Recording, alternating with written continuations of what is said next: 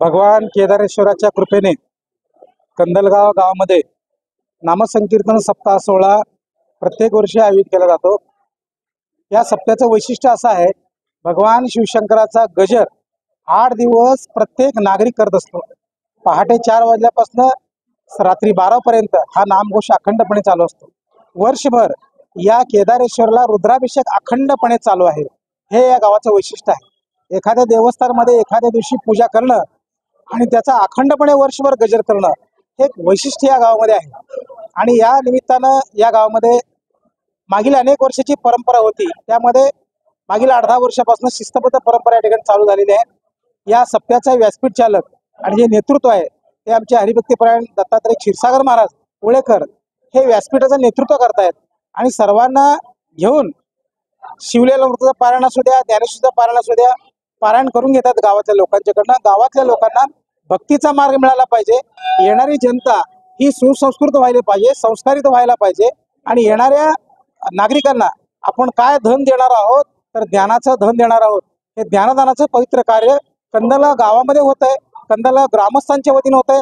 कंदलगाव गावातील प्रत्येक नागरिक तन मन धनाने या ठिकाणी झटतोय। याबद्दल कंदलगाव ग्रामस्थांचं अतिशय वर्णन करणं योग्य आहे। धन्यवाद। नमस्कार, रामकृष्ण हरी। मी विजय ज्ञानेश्वर कुलकर्णी कंदलगावात चालू असलेल्या अखंड हरिनाम सप्ताह कमिटीचा सदस्य आहे। आज आमच्या कंदलगावामध्ये महाशिवरात्रीच्या निमित्त दरवर्षीप्रमाणे अखंड हरिनाम सप्त्याचं आयोजन दिनांक 2-3-2024 ते 9-3-2024 या कालावधीत आलेलं आहे। या अखंड हरिनाम सप्ताहामध्ये पहाटे 4 वाजल्यापासून ते रात्री 11-12 वाजेपर्यंत हरिजागर अशा प्रकारचं नित्यनेमाने कार्यक्रम होतोय।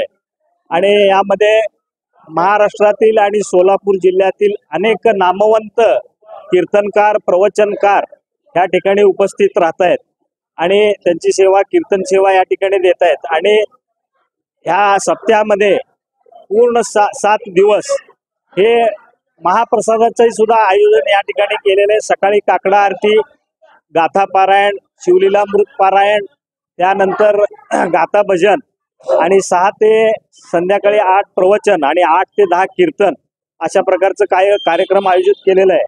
तरी दरवर्षी ज्याप्रमाणे या कंदलगाव आणि परिसरातील सगळे टाळकरी, माळकरी आणि भावकरींनी या ठिकाणी आम्हाला उत्स्फूर्त प्रतिसाद देऊन कंदलगावामध्ये विशेषत्वाने हजेरी लावली जाते, त्याच प्रकारचं आपल्या सगळ्यांना एक नम्र निवेदन आम्ही या ठिकाणी करतोय की याही वर्षी त्याच प्रकारचं आपण सहकार्य करताल, प्रोत्साहन देताल आणि आमचं हे अखंड हरिनाम सप्त्याला आपली उपस्थिती दाखवताल, याबद्दल मी आपल्या सगळ्यांना जाहीर आवाहन करतोय।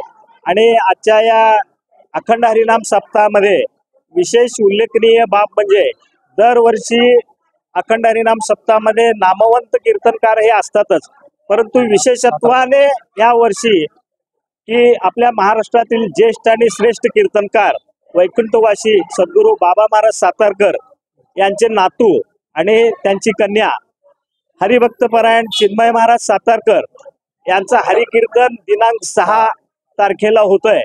त्याचबरोबर हरिभक्तपरायण भगवतीताई महाराज सातारकर यांचं कीर्तन 7 तारखेला संध्याकाळी 8 ते 10 या वेळेत होतंय। तर बऱ्याच दिवसातून प्रयत्न करून ह्या प्रसिद्ध आणि 150 वर्षाची परंपरा असलेलं एक फार मोठं नाव असलेलं वारकरी संप्रदायातलं सातारकर कुटुंबीय कंदलगावामध्ये ह्या अखंड हरिनाम सप्ताहाच्या निमित्तानं आपल्या सगळ्याला ऐकायला त्यांचं कीर्तन मिळणार आहे। तरी मी आपल्या या YouTube चॅनलच्या माध्यमातून कंदलगाव आणि परिसरातील सगळ्या नागरिकांना विनंती करतोय की आमच्या रोजच्या कीर्तनासाठी रोजच्या दैनंदिन या जे काही कार्यक्रम आहे त्या ठिकाणी आपली उपस्थिती असावी अशा प्रकारे मी विनंती करतोय। आणि जे महत्वाचे कीर्तन आहेत ते संध्याकाळी 8 ते 10 वेळात त्याही वेळेत आपण मोठ्या संख्येने उपस्थित राहावं असे मी आमच्या सगळ्या मंडळाच्या वतीनं विनंती करतोय। एवढं बोलून मी या ठिकाणी आपली रजा घेतो। जय हिंद, जय महाराष्ट्र। रामकृष्ण हरी।